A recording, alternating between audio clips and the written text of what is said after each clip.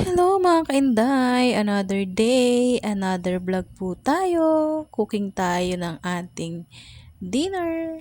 Simple at budget meal muna tayo. Ayan ang ating dinner. Nag-fried lang ako dyan ng tilapia mga kainday. It's so yummy! Ayan ang dinner natin. Kain tayo. Ayan po ang aming dinner. Nag-fried lang ako dyan ng tilapia.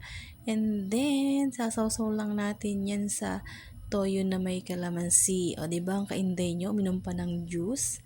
Di ba? Pampababa ng blood pressure. Kaya, ayan. Medyo nag-okay-okay na yung ating pakiramdam. Ayan, kaya fish muna tayo. Yan na po ang ating dinner.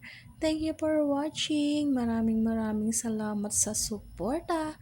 Yan na po ang ating dinner. Ready na. Let's eat na mga kainday. It's so yummy. Bye-bye.